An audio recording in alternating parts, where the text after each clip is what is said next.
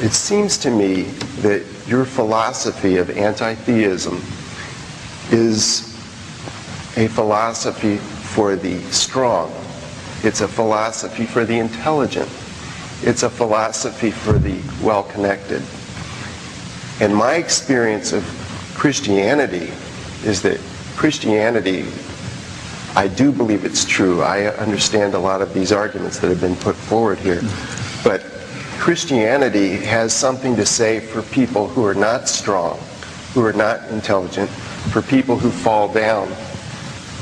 Christianity gives people a reason for dignity, human dignity. We're all created in God's image. It gives us a reason for dignity because Jesus took on our suffering and our frailties and our sin. And it also gives us a reason for hope because he conquered death. He conquered the things that hold us down. And I know that as a believer that at some point in the future I will receive a resurrection body. And these limitations that I've had to deal with for whatever reason God has will one day be taken away from me.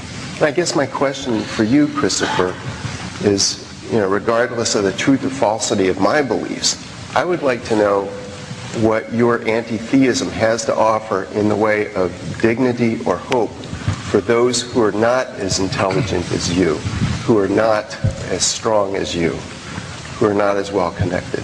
What hope can you and your philosophy give to people like me and, frankly, people who are much worse off than I am? Very well. Thank you for the question, and, if I may say so, for the way in which you asked it. But just before I go to it, I can't resist Doug's lamb challenge, which is part of because the lamb challenge is, in a way, one way one could describe your own challenge to me. You remember the movie Quo Vadis? Well, you know what I'm talking about. The end of the Roman Empire, the persecution of the Christians, the throwing of the believers to the wild beasts in the Colosseum. Family in London takes their little boy to this very exciting movie. He's been begging to see it for a long time. Climactic scene comes. The arena, the Colosseum is there. The appalling scenes. The boy starts to cry unconsolably. He just can't bear it. And they take him out to the lobby and they ply him with ice cream and try and soothe him. He just can't stop weeping. And he said, "What's the matter?" "I can't tell you. No, it's too awful." Finally, they gave him a simmer down. They said, "What was so terrible?" And he said, "There was a poor lion that hadn't got a Christian."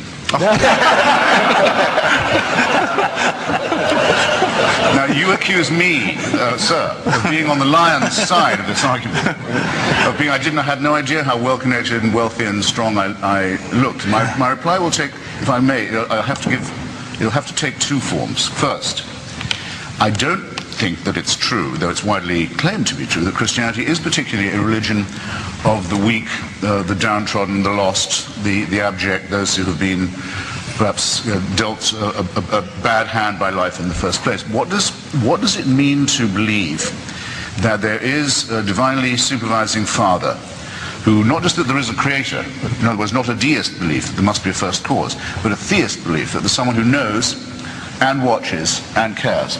What does it mean to believe that? I think it has two very disagreeable implications. One is that we are subjected all the time to a permanent, unending, round-the-clock surveillance that begins at least when we're born, some would say before, and doesn't even quit when we die. There's no privacy, there's no freedom, there's nothing you do that isn't watched over. And then you can be convicted of thought crime. You are already guilty because we know you at least were going to think about it. This is an absolute definition of unfreedom. It's what Orwell means when he says that all totalitarianism is essentially theocratic. Is this for the weak? No, it postulates a hideous strength, to borrow a C.S. Lewis term. A horrible, unchallengeable despotism that could never be voted out or overthrown or transcended. And a parody, a horrible parody of the idea of fatherhood. I have 3 children. They don't want me to die, but I'm damn sure I'm not going to see them die. They will be at my funeral. That's my job. This father says, I'll never get out of the way. You'll be dead and I'll still be here. And I'll sit in judgment on you when you're dead as well. You'll never hear the end of me. You'll never see the back of me. This is a hideous Again, tyrannical parody. And it's not a weak person speaking. It's not the still small voice of compassion. It's the utter arrogance of absolute power. All right, I hope if I haven't made that plain this time, I won't be able to improve on that as my view as we go on. That's what I believe. Now let's take a case of someone who's been dealt a bad hand. What about Fräulein Freisel in Austria, whose father, unwilling to get out of the way, kept her in a dungeon where she didn't see daylight for 24 years and came down most nights to rape and to sodomize her, often in front of the children who were the victims of the previous attacks and offenses. And it's only purely by accident that Herr Freisel is now in custody. And it's a shame that he's 76, because his life imprisonment isn't going to feel enough like that to him. I want you to just take a moment, since we're so interested in the downtrodden and the helpless. Imagine how she must have begged him. Imagine how she must have pleaded. Imagine for how long.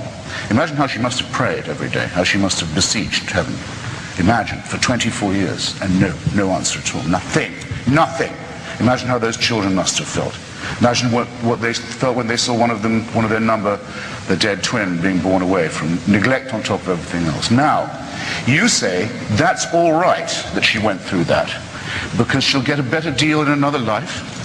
I have to ask you, if you can be morally or ethically serious and postulate such a question. No, that had to happen, and heaven did watch it with indifference, because it knows that score will later on be settled. So it was well worth her going through it. She'll have a better time next time. I don't see how you can look anyone in the face, or live with yourself and say anything so hideously, wickedly immoral as that, or even imply it. There, that's my answer.